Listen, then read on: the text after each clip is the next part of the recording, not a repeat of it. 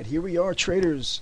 August 22nd, 3:30 in the afternoon. I'm going to start Workshop D, session number 1.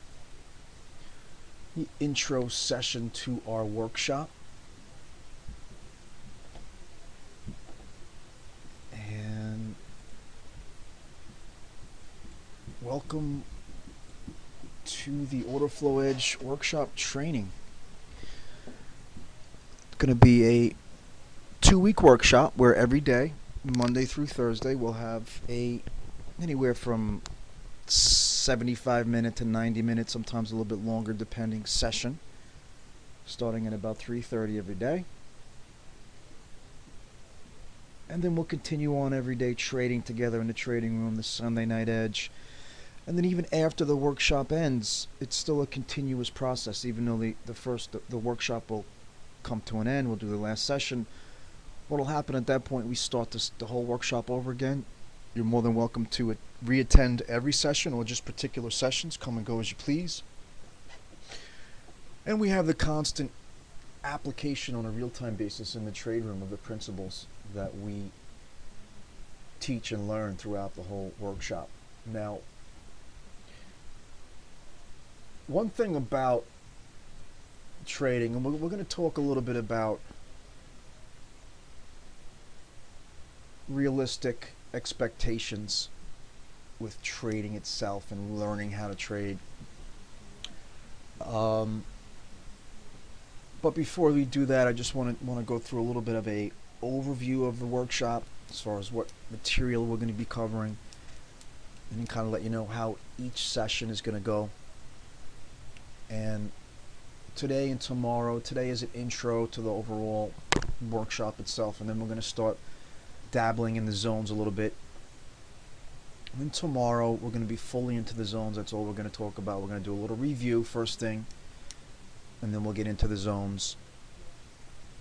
That'll bring us into Wednesday and Thursday, which will be dedicated to order flow, talking about these order flow studies, what data creates these studies, what are we looking at, what are the patterns and conditions that we look for. But we take it a step further.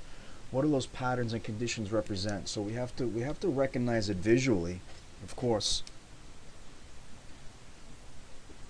and we have to learn the mechanics, but we take it a step further and we learn the concept, the dynamics that are occurring beneath the surface. Why is a certain condition occurring, and why do we expect the market to move in a certain direction at that point with a high degree of probability? So we're going to break down the order flow Wednesday, Thursday, and then next week we'll do a review, start to put things together a little bit, and then get into some other things like trade management. How do we define our risk? How do we define our profit targets? How do we manage our trade with market-derived information?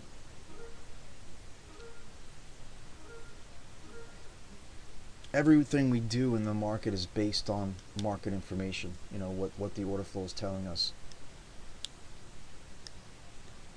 We're going to talk about probabilities. We're going to talk about wholesale and retail, the whole perspective of looking at the market in those terms.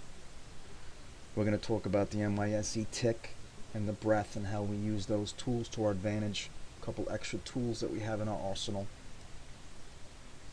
Market structure, our aggressiveness factor, aggression factor.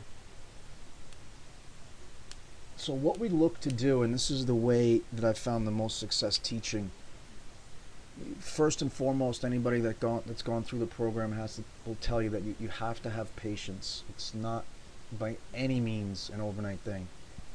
It's just not realistic to think in those terms. What we do is break everything down into bits and pieces, help you absorb it and resonate with the information that we give to you, and then we take a step forward and learn something new. Actually, 2 steps forward. So it's kind of like 2 steps forward, 1 step back. 2 steps forward, 1 step back. This is the way that I've found the most success in teaching. And I've been teaching for a couple of years. Been trading since '96 and teaching other traders for the last 2 or 3 years. And, never mind trying to learn trading, anything in life. Human beings retain very little information that they learn 48 hours later. So I found the most success in breaking the workshop down into little segments, understanding that information to a certain degree, not totally understanding it inside and out. Of course, we don't recommend, we don't expect that of you. But to learn enough about a certain aspect that we can move on to the next aspect, learn everything on an individual basis, then we put it all together and make sense of it, the synergy. And it's going to come after time. Everybody learns at a different pace. Don't get anxious. Don't be so worried about the synergy of everything right off the bat. That's very common for somebody will start to learn about the zones, and then right away you start to think, well, how am I going to put this together with trade management? How am I going to put this together with the order flow? How does that work? Just concentrate solely on what we're talking about, and believe me, just have confidence that it's going to come together at a certain point. And anything that you need additional clarity on, we're here literally every day. So one of the things Casey and I have gone back and forth on, or should we have brand new students in the trade room? Because you come into the trade room, and of course it's going to be brand new to you. And thank you, Shiva. Shiva's one of our older students, huge help to everybody. Great guy to have in the Order Flow Edge team, and he's been with us 6 weeks live trading, so you've probably been with us about 2 months now. He went through the 2-week workshop along with Robbie and Ron. Those are some of our earlier students. They're all trading live and doing well. And thanks for the input, Shiva. But it's a process, guys, and you're going to continually be learning, and that's the whole idea of this program. It's a continuing education. It's not just a 1 or 2 day webinar and then we send you on your way. But we'll be here every day. I don't care if you ask the same question of me every single day. It's perfectly fine. Ask it in the trade room. Ask it in the Sunday night session. If it's a burning question or something important and you need more immediate response, send an email. Perfectly fine. But the point is that we're here. Between myself, between Casey, between other students, there's always someone in the room that will be able to help you to some degree. And then I'm never that far away from my computer, believe me. Trading's my passion. I have a home office. I work out of my home, actually in the midst of building a whole new office, a little bit separated from my home. I have a detached garage, really big garage. I'm taking a portion of that and finishing it into an office. So at least now I could say I work out of my house, away from my house about 100 feet or so. But I'm in my office quite frequently. I'm in front of the screens quite frequently. Doesn't mean I'm trading every minute of the day, but the point is that someone's always here to provide support. But what we do with the training, again, we break it down and then we kind of bring it all back together piece by piece, and then it starts to make sense. And Casey and I have gone back and forth. Should we have the new guys, the new subscribers, bring them right into the trade room or not? Because it's we bring you in because most people want to come in, and we don't want to say no, you can't come in. But at the same token, it could be confusing to you. It would be, it's unrealistic to think you're going to come into the trade room and watch a professional trader trade and think that you're going to be able to follow along every step of the way. It's just, it's not reality. So you have to go through the training first. So if it does make you uncomfortable, I would suggest maybe not even wait to come into the trade room. Wait till you get a few days under your belt, and then it'll start to look more familiar to you. That's totally up to you. We felt that we would let you make that decision on your own rather than saying that, no, you can't come in the trade room yet because you don't have enough training under your belt. But it's a process, and it's unrealistic to think that you're just going to jump right into the seat and think, that you know everything that's going on. It's like, watching Tom Cruise fly a jet on TV and think you're going to be Top Gun, being able to fly a jet plane the next day. It's not realistic, and trading is, there's a learning curve. It's not complicated. I'm not going to say it's easy that it's going to be a 1, 2, 3 process, but it's not complicated. Anybody can learn it. But there's a learning curve, and that commitment to finding a valid approach is the first step in that process, and I congratulate everybody for taking that first step. Because if you never have a valid approach, if you don't have an edge, you'll never have an opportunity to progress or succeed as a trader. There's a lot of traders out there with years and years of experience that have never made a nickel trading. And the unsuccessful trader with 8 years of experience bouncing from one gimmick and one study to another doesn't really have 8 years of experience, but he basically has 1 year experience 8 times. And I've been there. I don't speak disparagingly about anybody. I was in that boat. I became an expert in what didn't work until I just realized that, I wasn't on the right road, and I needed to look at the market from a completely different perspective. But, I know the whole concept and process of using the charts that we use can be intimidating at first. It's different. It's uncomfortable. But that's my job. I need to take you out of your comfort zone in order to be successful as a trader. It will become comfortable as you learn to embrace it and be okay with the fact that you're learning something brand new. It's going to take some conditioning and repetition to get comfortable with it. But just realize how important of a tool these studies that we use and the charts that we use are, and how greatly it's going to increase your edge when you begin to use it. And what we're doing here is studying the market through the lens of order flow and value area principles can put you on the fast track to becoming a successful trader. Ask any of the prior students. In the big scheme of things, to be able to learn something in the course of several weeks, a profession such as trading, an endeavor such as trading, is still an amazing feat. But don't think it's going to be a 1 or 2 day affair. You're going to learn some things that you've perhaps never heard about, you never knew about, you never realized was there. But learning these principles, taking the time now to learn these principles, form that foundation, that's going to help to ensure that you're not wasting your time traveling in a circle year after year. But make no mistake, you have to be committed to learn how to understand the market in the present, so you can trade what you see and try, instead of trying to predict the future.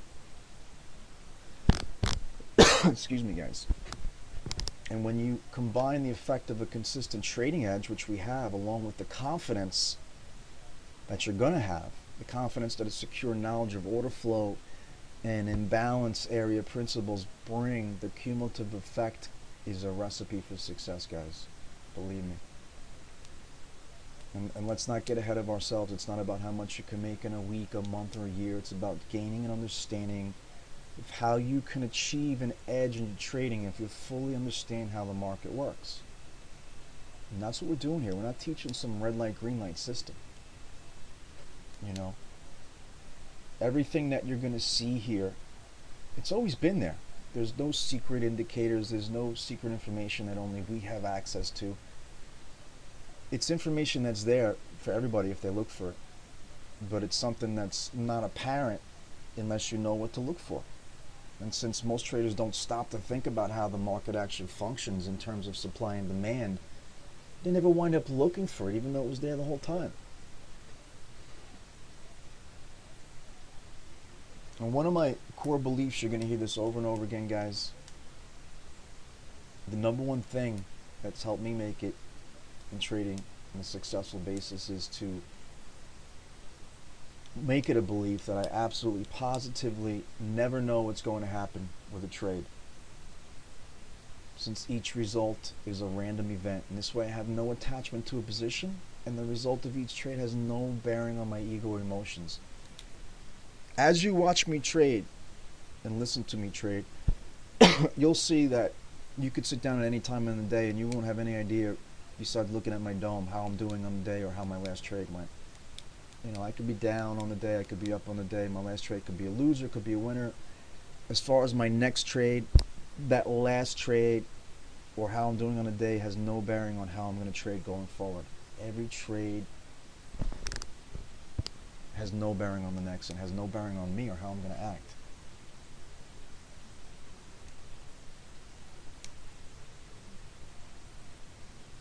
Accept that trading is a numbers game. Each trade is random, but over time, you'll make money if you manage risk properly, assuming you have some kind of edge. In fact, you can't help but make money. If you have an edge and you manage your risk, you always have an eye on your risk, like we always do, you're going to make money trading. The reason most people fail is the same reason people fail in life. They have no discipline and they expect it to be easy. They're not willing to put in the work and they have no game plan. And the other thing that makes people fail in this business is rigid opinions. People that are looking for pure, hard and fast rules about trading aren't likely to succeed in this business. It's a business unlike any other, guys. It's every trade is slightly different than the previous one because there's never the same combination of traders in a particular market at the same time. You got to start to think about the market in those terms. That you're looking at trades that are conducted by people, by actual traders. Everybody has a different agenda, but from one moment to the next, that combination of who happens to be in the market at that time is constantly changing. So we have to adapt. We can never trade exactly the same each way. Yeah, our foundation is the same, our methodology is the same, and we can look for certain conditions. But the market's always going to be slightly different, so we always have to be able to adapt. And that's why a lot of our scenarios are, well, if this occurs, then we expect that to occur. It's the same thing when we get into a trade. When we get into a trade, because everything is pointing towards confirming our trade, and we get in, now all of a sudden everything isn't pointing that way anymore. In fact, it's telling us, hey, you know what, things aren't going your way, you better get out. Then we'll get out. I don't care if it went a tick or 5 ticks. If it doesn't make sense anymore, I'm getting out. You saw me do that today, actually. For those of you that are around this morning, one of the first trades when we got back in, I was taking some heat. The market, I got in on 3 lots, and right away the market started. I didn't like what I was seeing in the order flow. Immediately I took off 2/3 of the position. Or I think I took off 1, and then the market went against me, and then I got a bounce, and I was able to take off another 1. And then the market continued to downtick against me. But we'll get into all that trade management, how we actually do that. But our methodology, it's not a system, guys. It's about understanding the underlying dynamics of the market. And the information and the concepts, everything that we're going to discuss can really be used with any type of system that you want as far as the underlying dynamics of the market structure, which is supply and demand, and the order flow becomes a priority in your decision-making process. So in other words, if you want to take what I teach you and go on a different route with it, that's fine. I'm not trying to create a bunch of clones of me. I'm not trying to create a bunch of robots. Everybody's gonna trade a little bit differently. Some people might like more micro scalping. Some people might want some swing trading or a combination of both. That's perfectly fine, as long as your decision-making process is based on our foundation. We're looking with the same lens of order flow and supply and demand. You'll be able to do a lot of different things with it. But for the purposes of training, I prefer you just stick to everything the way that I have it set up. Don't experiment with the settings. Don't experiment with charts. You could do all the experimenting you want down the road. A little experimentation to a small degree is healthy. To a big degree, it's not, because people that are always experimenting will forever be experimenting, and the reason why they're still experimenting is because they think that 100% winning system is out there, and it's not, guys. This is the closest thing you're ever going to get, and this is good enough. This is, I wouldn't call it a holy grail, but it's the closest thing that you're going to find to it, because you're going to have a pure edge based on what the market information is telling you. And at my point in my career, I'm not really into experimenting at all anymore. In fact, I don't want to hear about anything from any other trader that has anything to do with anything except order flow. I'm not even interested, because I have an edge. I don't have a need to bring anything else in. And even the order flow stuff, I have students, and I have an open mind. I'm more than willing to talk to anybody about order flow anytime. But I'm not really looking to switch what I'm doing. And again, I'm looking, if anything, I'll look at things to make the information that I'm looking at now, if I can condense it and make it simpler to look at in some way, I'm more into that. But the information that I have is the information that I want to use. It's a matter of organizing that information. So I still have people come to me with ideas that I'll look at and think about, and having to do with order flow. But I'm not into experimenting anymore.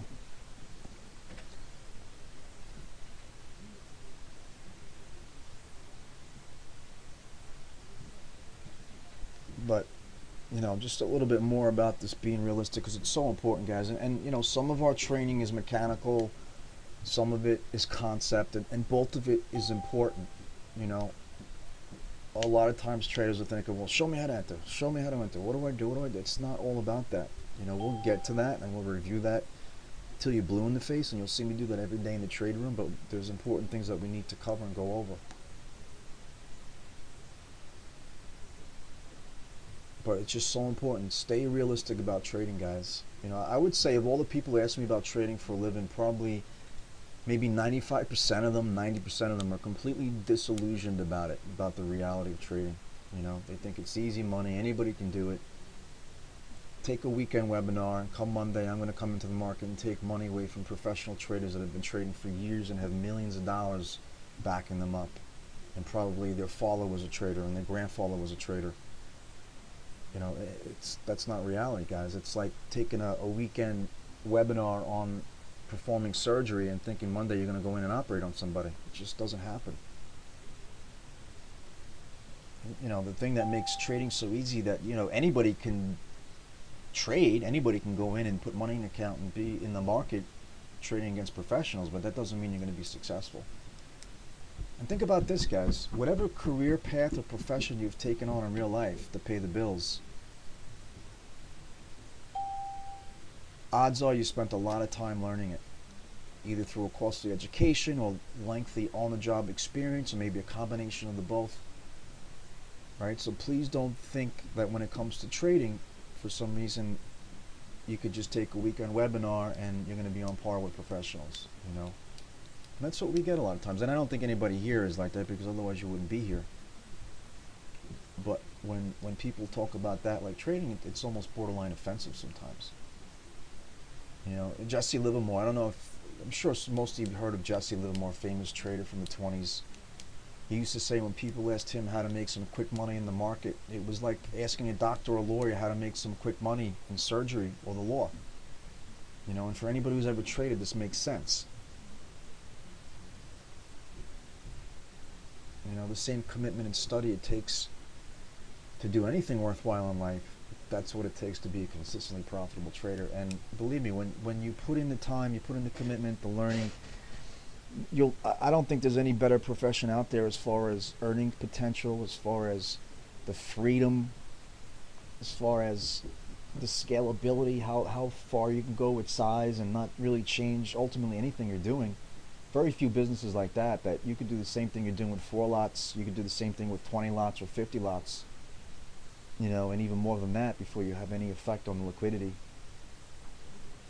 So it's scalable. And we'll get into all that too. But just keep your expectations on a realistic level. And everybody will do fine. Everybody always does. Believe me, we have people from all walks of life and all walks of experience that come for training.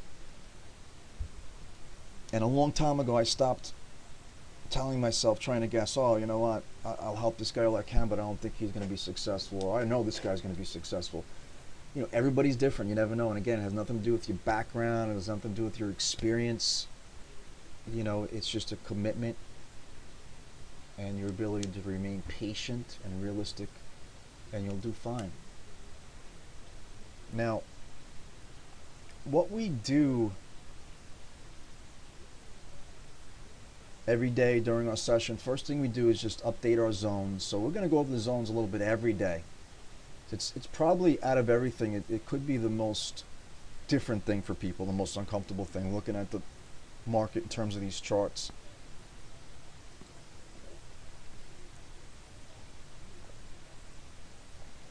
especially if you've never heard of market profile. And we're not market profile traders, guys. We don't use any of the typical market profile type of setups, or people try to use it as a system. It's not a system. It's just a way to organize the information that the market's given you. That's all we're using it for.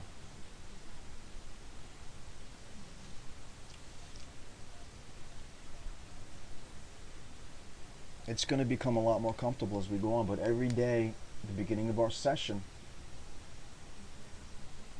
we update our zones together. Every morning I post my market map in the trade room. The market map is basically just a blown up chart with just zones on it, so you can compare it to your zones as you do your zones every night. This is what the market map's going to look like every morning. It's going to have zones below, zones above, and again, so once you start doing your market map every day and updating your zones on your chart, you're going to be able to compare it to my zones and see where there's disparity, see where there's similarity.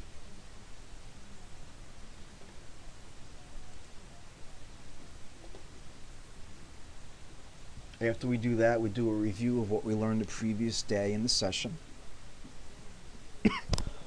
Excuse me. And then we get on to some new course material. And that's pretty much how we do it every day. Now, I'm going to be... We spent some time last night, so I'm not going to review everything. How we use the chat room, has our home base, how we log into the website. These are things that I would normally go over, but I feel like we spent some time on them last night. If anybody has any questions on any of that stuff, please let me know. It's pretty straightforward. What it comes down to, it's easy enough to get into the chat room, guys. If you have any question at any time, just go in there and post it. It's the easiest way to get in touch with us, believe it or not. I really don't even look at my phone during the trading day. So markets open, very rare that I'll be able to answer my phone. Just too much going on between trading and trading. But come into the chat room. Send me an email. But the chat room's our home base. And especially during the trading day, you'll get an immediate response in there.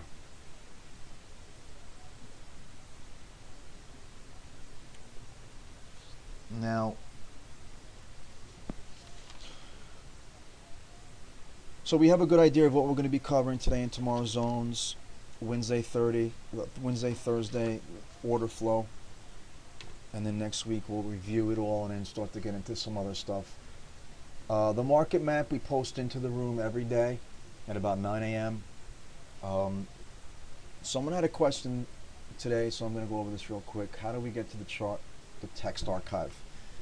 And, I don't mean to be curt or anything like that when I say, if you ask me a question, I maybe posted information earlier. It's just a lot quicker for you to go back into the text archive than to me to go back and have to copy and paste it. But this is where you're going to go. You're going to go into the chat room.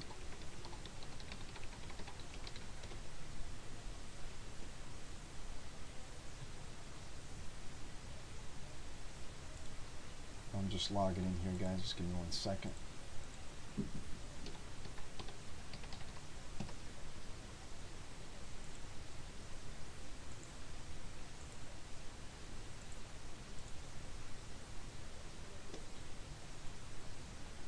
Okay, you're going to go into the chat room, guys, and I'm going to get rid of this. We're done trading for the day, obviously.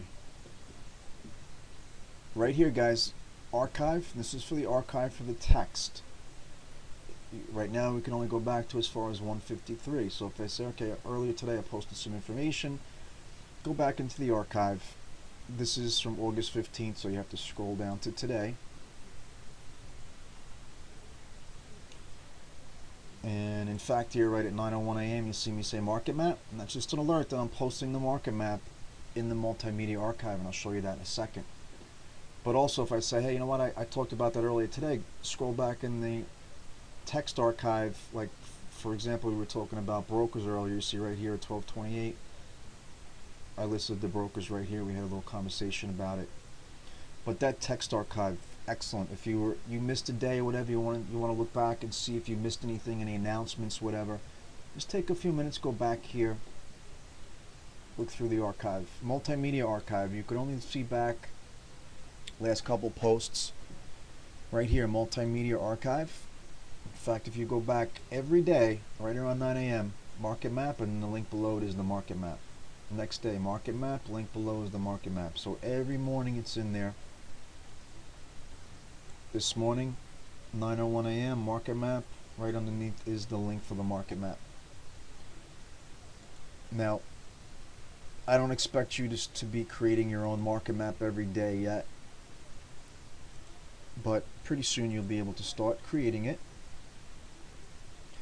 In fact, after tomorrow night, I'd recommend you start playing around. I mean, there's really not much for you guys to do with Sierra charts tonight, but after tomorrow's session, you'll have enough information to actually go in and start playing in the zones yourself.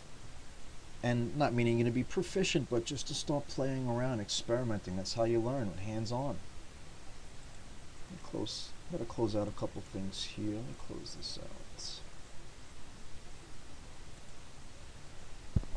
out. Excuse me, guys.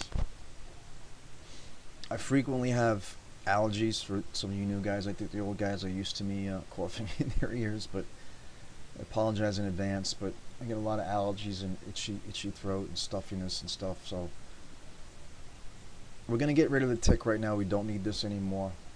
Cash market is closed.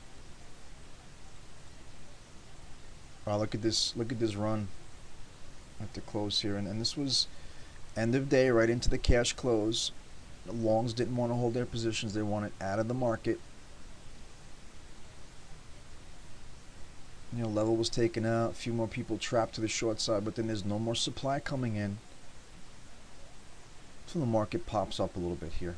But again, you know, end of the day, totally different environment there. I don't recommend anybody trading really after 3:30 if you can help it.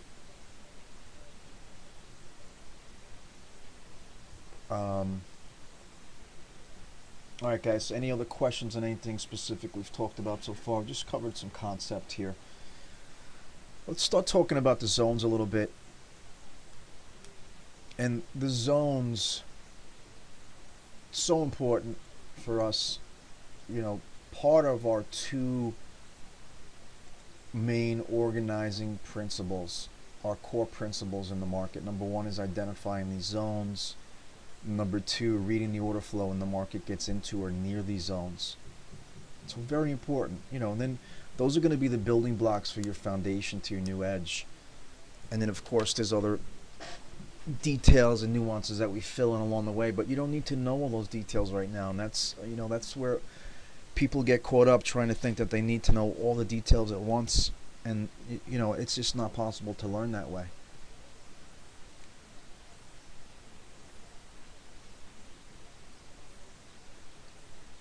Now,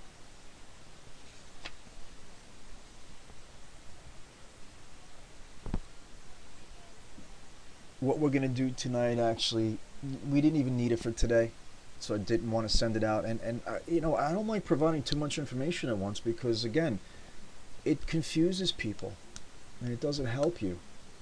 You know, I could send you a few things, but it wouldn't do you any good. In fact, it would do more harm. So probably tomorrow night we'll send out the next piece of information. It's going to be a little PDF file with the 4 steps in how we objectively quantify the order flow and supply and demand imbalance. But we don't need that for today or tomorrow's session. That's why I haven't sent it out. Now, as far as the zones, these zones all represent previous areas of imbalance that took place in the market.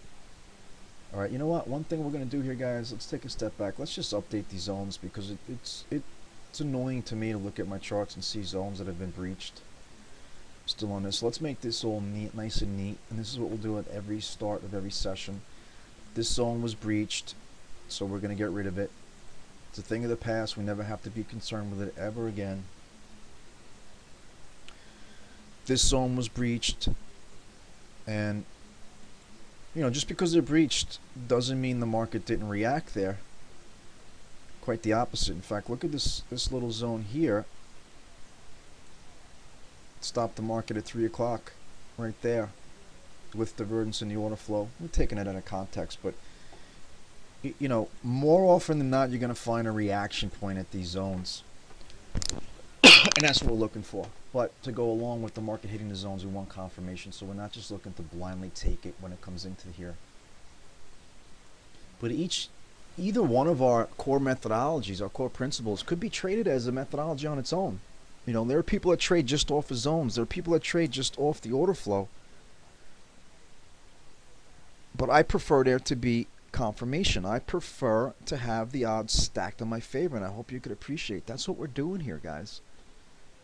And there's plenty of opportunities. I think, even now you're getting a sense of how many opportunities there are during the day, and as time goes on, they'll pop out at you. They'll be more clearer to you. But take it for granted right now that there's a lot of opportunities, so it helps. In fact, it's invaluable to have some tools where you can literally stack the odds in your favor. And that's what we're doing. Now, these zones, again, these are quantifiable levels where it was obvious that there was a true imbalance in supply and demand the last time the market was here. Okay, and these are the levels where the big boys, the smart money, are putting their money to work. These are where they're putting their trades on. These are the levels, the zones, and this in itself is a huge advantage, guys, but these levels, these zones, have you seen already? 95% of the time, they're identified ahead of time. Sometimes we're putting them on there as they're developing if we need more information, but most of the time, they're already there. We're not shifting zones around to accommodate where price went. The zones are there, and we're looking for price to come into these zones in order to do business. And these are the areas where the smart money, the market makers, the floor traders, the big boys were active once before, and therefore odds tell us should be active again. Couple different reasons for that. Now, this was a previous area of demand. How do we know that? Because price is above it now. Right? So we know demand had to overcome supply there. Otherwise, price wouldn't be above that area right now. It would be below it. Right? So that's pretty logical. Now, why do we expect that same area where demand was imbalanced over supply? Why do we expect that to occur again? Well, probabilities tell us that it should happen again. It doesn't mean it has to happen again. Sometimes we see the market cut through our zones. But think of these zones as pockets of buy orders. And what happens in these zones is when these orders accumulate and they start to battle out between the buyers and sellers. Let's say the buyers, we know the buyers overcame sellers in this zone previously. And let's look back, see where it came from. Actually, this zone wasn't that old. It was from overnight. But we know there was more buy orders than sell orders here last time because the market popped out of here. So two things are going to happen when the market comes back here. Number one, there might still be buy orders sitting here from previously that didn't get filled. Plus you have other people looking at this area and want to put their buy orders there because last time this is the area that caused the market to change direction. And then you have traders that traded there last time, made money off of this area because they perceived it to be wholesale value. Right? And if you buy a car at $5,000 and turn around the next day and are able to sell it at $7,000 or $8,000, and then the following week you see an ad in the paper, and now the same exact car, you could buy it again for $5,000 from somebody else, you're going to be all over that. It represents value to you. It's the same thing with traders. They're looking at the same area. They have a memory, the smart money traders. They made money here once before. They perceived it as wholesale value. So when the market comes back in there, odds are a similar reaction is going to occur. So those are a couple of reasons why the market reacts at these areas.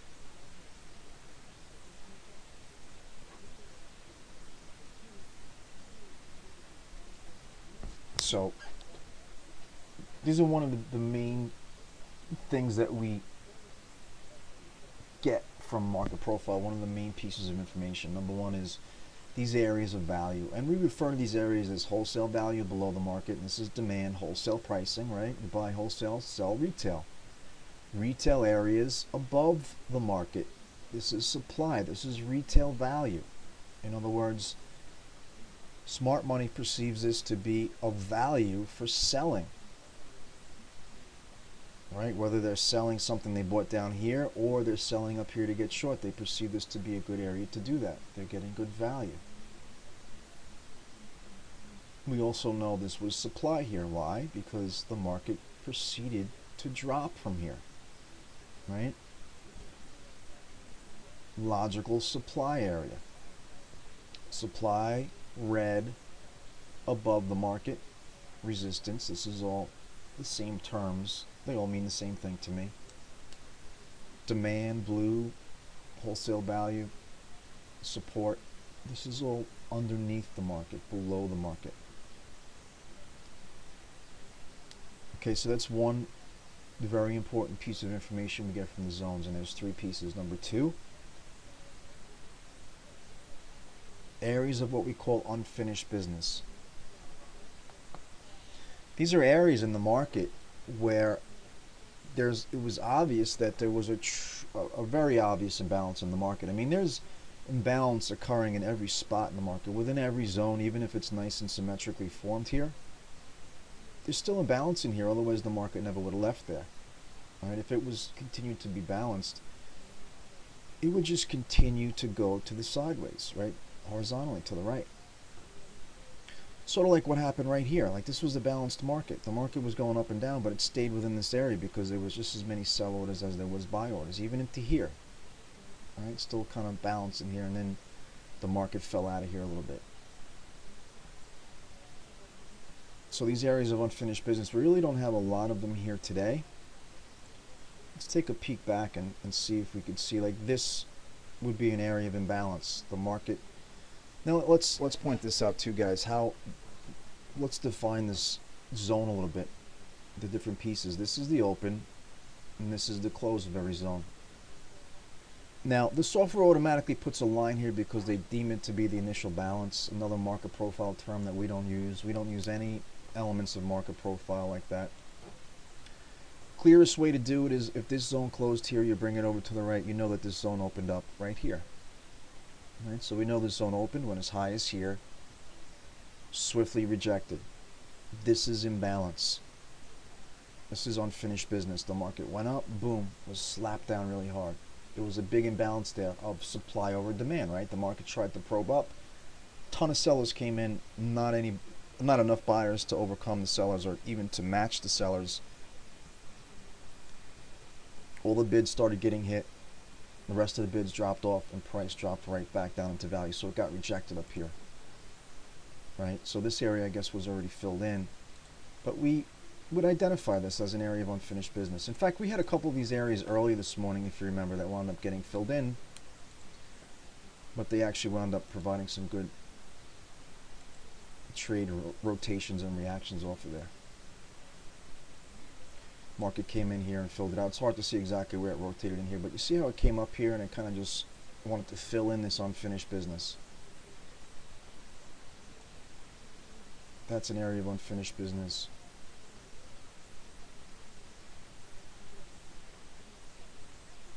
Trying to reacquaint myself with this morning and where those areas were that wound up getting filled in.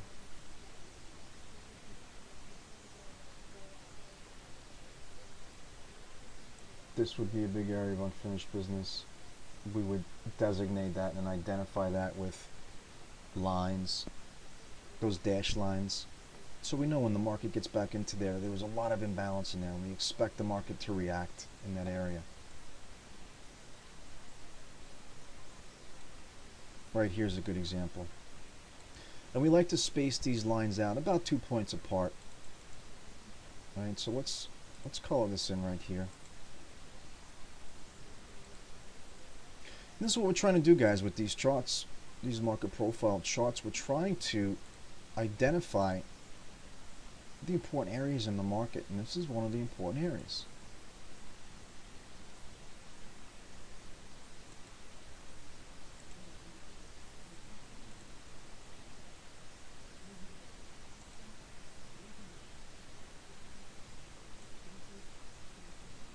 Now, as this occurred,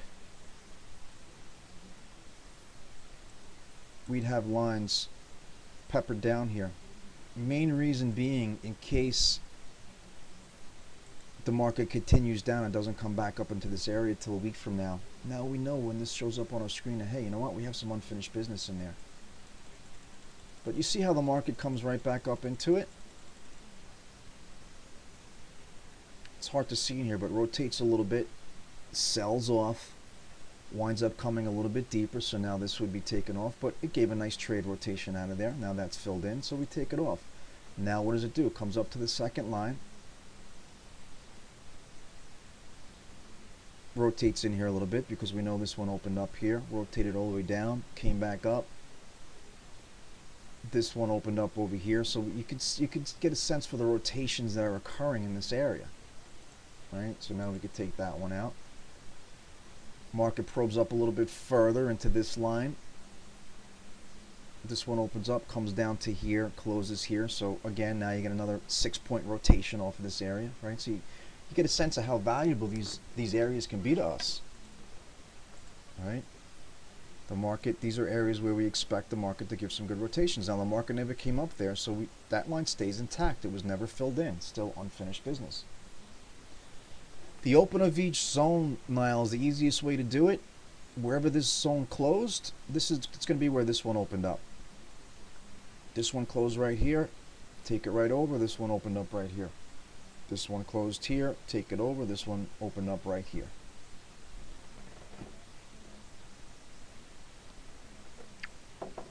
Really, the only time that's going to be different is if the market closes and reopens back up and there's a gap.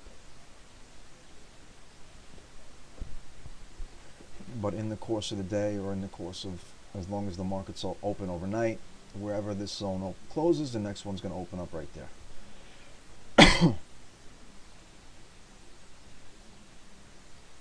So here we are a couple days later, the market finally came into this area and filled it in. Right? Now we take it off. It's no longer an area of unfinished business because now it's finished. The market came back in to fill it out. The market wants to be efficient. The market wants to confirm that there's no more demand above there, so it wants to come in and fill those areas out. But at the same token, we know we're going to get some good tradable opportunities in there. That was filled out. So let's review 3 important pieces of information from the profile chart, our market map. Number 1, the zones. Number 2, the areas of unfinished business, which are also a part of a zone, a type of zone. It's an area of supplier demand imbalance. Number 3, very important part about these zones, guys, acceptance, rejection. Okay, this is the purest form, in my opinion, to define a trend. We don't use trend lines. We're not using higher lows, higher highs to define a trend. The way that we define a trend is which way is price probing and getting accepted, right? Because price is always in a state of probing. It's going to probe to the upside above value. It's going to probe below to the downside below value. It's a matter of where does it get accepted, where does it get rejected. Now, if price probes below here, let's scroll back here a little bit. Actually, this is a good example because you see here, price kept probing higher, value forming higher. Price probing higher, value forming higher. So price gets accepted. What happens? Value comes up to meet price. Here, what happened? Price got rejected down here. Right? Value didn't come down to price. Instead, price got rejected and price came back up to value. And then actually transitioned to the upside. Right? So price probes up, gets accepted. Probes up, gets accepted. Now, this is just acceptance. It took 3 or 4 hours to play, actually 2 hours to play out here, but this is just acceptance. What we can do here if we wanted is just to merge these all the way across. Values overlapping, it's still forming. You know, we can't constrain value to time. Sometimes value can form in a few minutes, sometimes it takes a few hours. But when it's done forming, when the balance comes to an end and the market becomes imbalanced, we'll know about it. Right? Here's a little bit of element here of imbalance that took the market out of this balance, right? But in the same token, it was balanced, but value didn't form lower. It stayed at the same spot. So what did price do? Continued to probe up, get accepted, probed up, get accepted, probed up, got accepted. Same thing, and now, boom, first time at 9 or 9:30 in 7 or 8 hours that the market actually got rejected up here and probed below value and got accepted, right? This is a transition. When you hear me say, you know what, we're looking for the value transition here. And we'll talk more specifically about that tomorrow. And again, this is just an introduction to zones today. But this is a transition. So what occurs now? Well, price is probing lower, getting accepted. It gets accepted. That means value moves down with it. All right, same thing with the housing market in the area of the country that you live in. You know, if you're looking to buy a house, you're going to get an appraisal to find out where value is. And you'll be able to deem the house that you're looking to buy, is it above value or below value? All right, this is what we're doing here. In effect, we're taking an ongoing appraisal of the market, determining where value is at that point in time relative to the time frame that we're trading on. Now, let's say a house in your neighborhood, all the houses in your neighborhood are going for $500,000. And now a house sells right on your block for $650. You know, the house has a special pool, a bunch of, you know, special landscaping. The person that bought the house fell in love with it, they had to have it. Now, what's going to happen? Does that mean the rest of the houses are immediately going to start selling in that price range? Or does that house sale be deemed as being overvalued and the rest of the pricing will go back into value? Right? So it's a matter of, do the rest of the house start selling for that price? Does value move up at that point? Or does that house price get rejected and value starts to either form lower or stay where it was?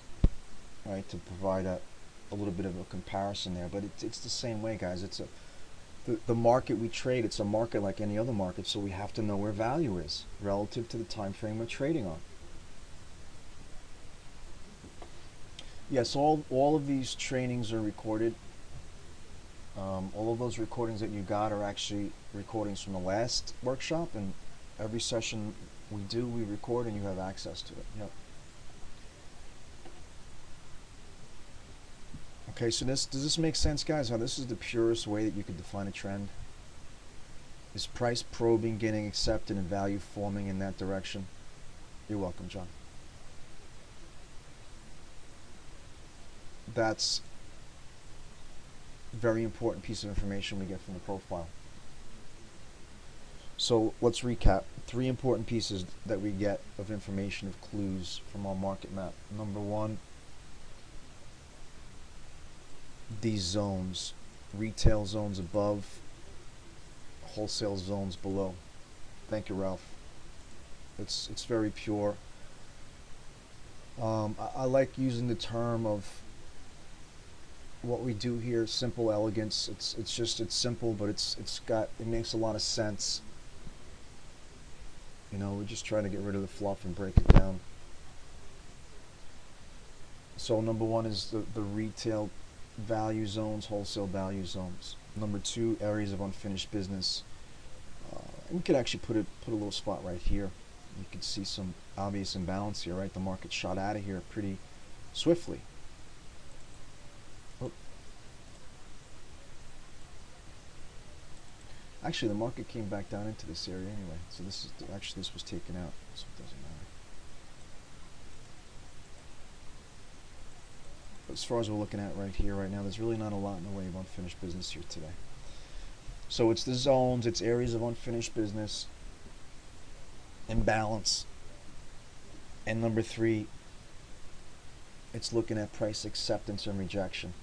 Now, these profiles, to give you a little bit of the mechanics of how the software forms these zones, what does it mean? Well, this coloring is based on volume.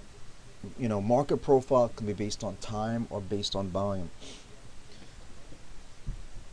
And we're really just concerned with volume. Back in the day when I started with Market Profile, all I looked at was time. That was before computers were really in use as much with trading. And I don't mean to make myself sound like a dinosaur or age myself, but you know, back in the 90s, there was no electronic trading in the sense that we know about it now. We used to have to call our orders into the floor. I did my Market Profile charts by hand on graph paper, and it was based on time. It wasn't based on volume. But now we use volume, and volume and time for the most part will be pretty synonymous with one another, but volume is more accurate.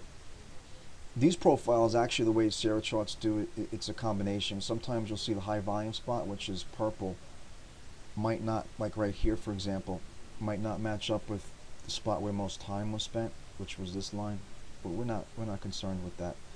What we're concerned with is the high volume spot and where the value area is. And the value area is based on the volume. The value area is one standard deviation of volume around the high volume point. So what they do is take 68% approximately of the volume that took place around the high volume point, and the software automatically colors that green for us. That's the value area. That's what's known as value, one standard deviation. So we never have to worry about doing that. What we'll get into tomorrow is splitting and merging these zones and kind of forming the zones and talking about which zones are more important than other zones. But for now, I just wanted to give you an intro. But the software does all that. We don't have to do any of that. What we do is just determine which zones are more important than others, and also when we want to split it out or when we might want to merge it if they're overlapping value. Now, these zones are all what we call static zones because they don't move. Excuse me. Once they're formed, that's it. They're formed. They're ingrained in history forever. And they'll project into the future until they get breached. They get breached, we take them off. The only zone here that's dynamic is the one that's still forming, right? The market's closed right now, so we don't see it moving, we don't see it forming. But if the market was open, it's going to open back up in a minute, we would see this new zone forming. These are based on 60-minute time frames. Every 60 minutes, a new profile develops. It begins and then starts to develop. So sometimes, you saw me today, I actually put a zone on a profile that was still forming. We could do that. It's a line in the sand. You know, for instance here, let's say this market started to pop up here and this zone was still a half hour away from being, you know, completed, so to speak, as far as that 60-minute time frame. We could put a zone on here and say, hey, you know what, I'm going to look to buy the downticks back into here. You know, we'll get much more into that as well. But just recognize the difference when I say, hey, you know what, this is a dynamic zone. A lot of times when I do a dynamic zone, what I'll do is color it purple to represent that this is a dynamic zone. It's still forming. Right? You see now price is moving again. It's right in the middle of value. So this is value where it is right now as we speak. As time goes on and more information comes into the market, more volume, more trades, this zone will expand and it will shift. It's dynamic right now. Any questions on any of that, guys?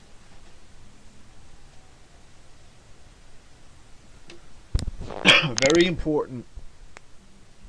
We talked briefly about fractals, and we'll talk about this as time goes on several times. But the market is fractal in nature. Okay, so in other words, the same patterns are appearing on every time frame. It's kind of like looking at a map. If you look at a map of the whole East Coast, then you could zoom in on a map of just the state of Florida, then in Daytona. Same thing with the markets. They're fractal, so you could look at daily zones and you could look at 60-minute zones, and guess what? You'll have a bunch of 60-minute zones within your daily zones. And within your 60-minute zones, if you broke those down and you split them out, you'd have a bunch of 5-minute zones or 10-minute zones. We don't have any need to do that. We pick a certain time frame that meshes well with our goals for trading the S&Ps. But we have that option. If we need to split it, we can, to try and hone in on value a little bit clearer. Same token, if we need to merge it and create a higher time frame zone, we can do that too if zones are overlapping. One was areas of unfinished business, which represent most obvious areas of imbalance. Number 2 was price acceptance or rejection. And third was the zones themselves. Retail zones above the market, wholesale zones below the market. So this is wholesale value. This is where the smart money perceives the market to be a good value to buy it. I use the example of a used car. If you could buy a car at $5,000, turn around and sell it for $7,000, and the next day you see that same make and model in the paper, someone else is selling it for $5,000, you're going to want to buy that car again so you can turn around and flip it for $7,000. Same thing in the market. This is wholesale value. Traders bought the market here last time, were able to sell it, make a profit. They're going to look to buy it here again. That's why the market reacts at these zones. Wholesale, demand, support, blue, below the market. Retail, resistance, red, above the market. Anytime you see purple is dynamic, it's still forming. A blue line in the middle of a zone, like if we move this forward, this is what you'll see. You won't see that purple line. But you know, if you have a blue line in the middle of a zone, it's the high volume point, just another reference point. Do we need that if it's a small 2-point zone? No. But if you get a 3, 4, 5-point zone, which we have sometimes as the market range expands, volatility picks up, then it helps to have an extra reference point in there.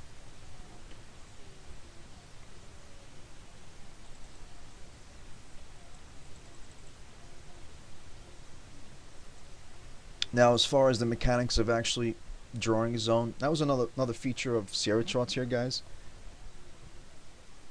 on how to adjust the margin to bring in more zones.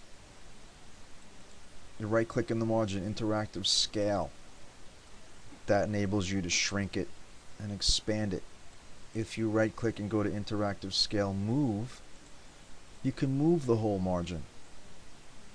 If you want to go back to normal, you hit reset.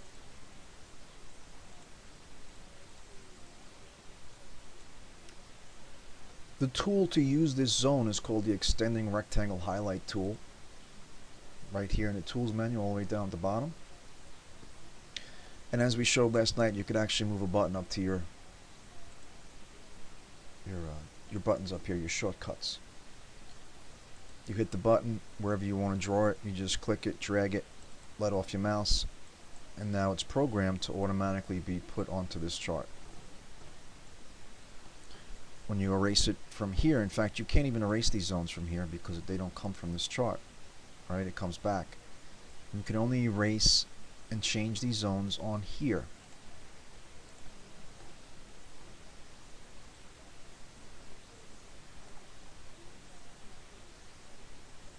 Any other questions, guys? Anything that we went over so far today? Don't get too far ahead of yourselves. Don't worry about how you're going to use this in synergy with the order flow or trade management, how much size you're going to use. Don't think about any of that stuff, guys. Don't clog your head.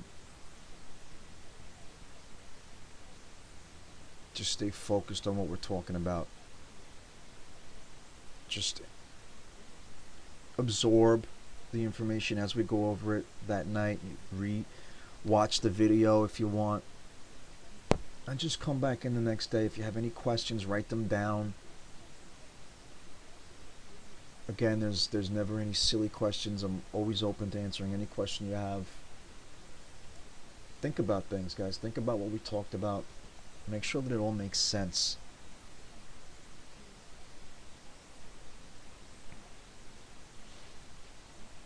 Now, something to realize about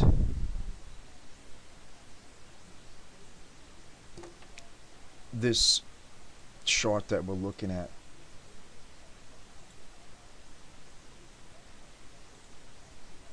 It's well, after we put these zones on here and we're looking at this is really our market map, guys. It's our playing field, right? It shows us at a quick glance where is the opportunity located. Where do we want to do business? We're never going to chase the market. You're never going to see me chase the market to try and get into the market. I'm going to let the market come to me. If I feel like I've missed a move, I'm not going to chase it. Smart money traders are, they'll give up on a trade if they don't have good trade location. Very important. But this playing field, this landscape, if you will, that's what we use this order flow dashboard for, to maintain that broader perspective. Prepare our scenarios ahead of time. Be aware of where our value zones are, where the unfinished business is. Where's the market come from? How far has it traveled? Our market view has to encompass this broader view. So when you have the market coming into these zones right now, and you see some zones below, well, you're going to have these zones on your chart because they stay on your chart till they get taken off once you put them on there. So scroll back. See where these zones came from. What happened the last time the market was here? Very important.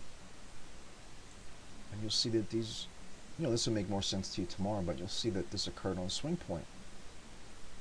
This zone stopped the market from going down any further and, in fact, propelled the market into an up auction.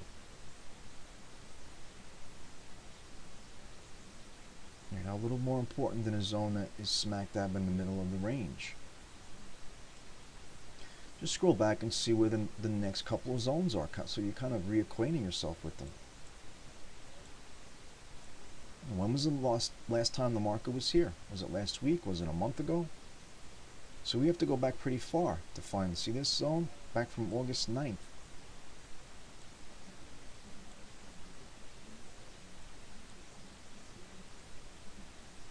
So that's how we get reacquainted with these zones and our market map and our perspective. But, we have to be adaptive, guys. These zones are always changing. We can't constrain value to time. Just because we have to pick a time frame to organize our chart in. We pick 60 minutes. There's no secret. It wouldn't matter really if it was 58 minutes or if it was 65 minutes. It's just we have to pick a time to organize the information. But that doesn't mean that value is going to perfectly form within that time. So we have to be perfectly willing to be adaptable. And realize that sometimes one zone's going to end, a new profile is going to start, but yet, you know what? Value might still be forming here. This zone ended, this one began, and what did it do? It kind of just overlapped the previous zone. Right? So value was still forming. Sometimes in low volume overnight activity, you can, not so much lately because there's been a lot of volume, but if you go back a few weeks, you'll find spots in the market where the market just kind of goes sideways for hours at a time and really doesn't go anywhere. So we're not going to constrain value to time. We have to let value go where it's going to go, and then try and identify where the value is in that particular zone the best that we can, and we do that by merging and splitting, and we're going to get into that whole process tomorrow. Does rollover affect the NP and hence zones that go far back in time? No, it doesn't. It doesn't, but I prefer to use a continuous contract. On DTN, this is the symbol. And for you guys that are newer to futures, the S&P contract expires every 4 months, every 3 months, every quarter. It goes from March contract into June into September, which we're in now. And then come December, the September contract expires and the December contract starts to trade. what happens is everybody switches over from one contract into the next. But the zones, the market respects the price levels of the previous contract. It's all just one continuous contract, basically. And you'll see how, when time goes on, you'll have more experience with that. But with DTN, we can go back as far as we want. The sun isn't even supposed to be in here. I think right now I'm going back way into June. Yeah, June, mid-June, early June.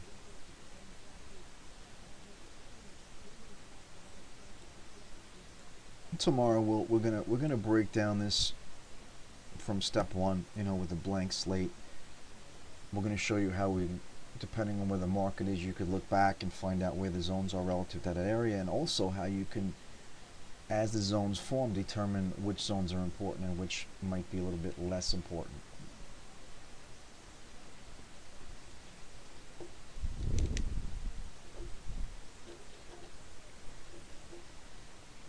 Now, I'm going to send out a PDF later, which will also be posted up on the website. Might not be up there later. I don't know. I don't think we have that file section done yet, but we'll email it out anyway. Just a quick summary of today with the 3 important areas of information that we get from the profile charts. And tomorrow we'll kind of review this real quick. Tomorrow we'll update our zones together, talk about any order flow conditions that are in effect, and then we'll get into some new stuff tomorrow with merging and profiles. Let's just update our order flow levels here real quick. Again, late this afternoon the market came down to squeeze these guys out. The market came back down into this previous area that was formed overnight, actually. This was about 3:15. Same time that this inventory transition was occurring, they squeezed all these longs out. A little bit of follow through, some people getting trapped in there near the cash close, some people may be getting stuck into the short side. Once that supply dried up, the market popped back up. Right? We had that supply vacuum, right? They pushed it down enough. You see all the sell pressure coming in.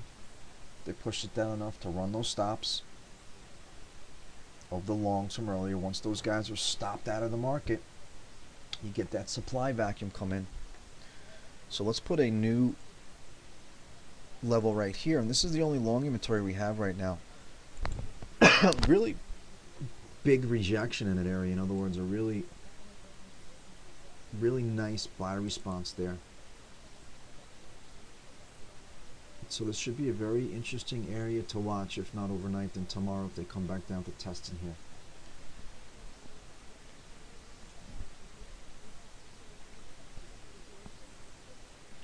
Looks like we have a minor level in here.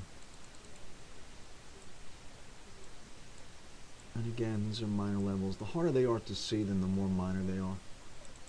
Levels that are occurring at pure swing points, those are the most important. That's about it, guys. We had a good day trading. Our morning was off to a really good start, and just a couple little trades from there on out. We ended our trading pretty early. There was still some opportunities throughout the day for those of you that remained active.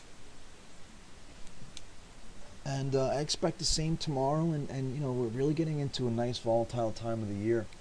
There should be continued opportunity now for the next month or two. As we start to get into the holiday season, volatility slows down a little bit, but you guys are really getting involved in the markets at a good time here. What price is this right here with the long inventory? At about 11.20. Actually a little bit lower, 11.18 and a half was the low here. And that occurred right before the cash close at almost 4 o'clock.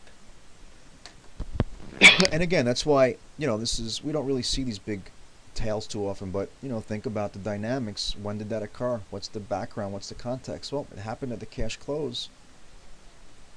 Kind of a wicked time. A lot of volume coming in because of all the trades that have to be closed at that time of the day. A lot of market on closed orders. So they're very, very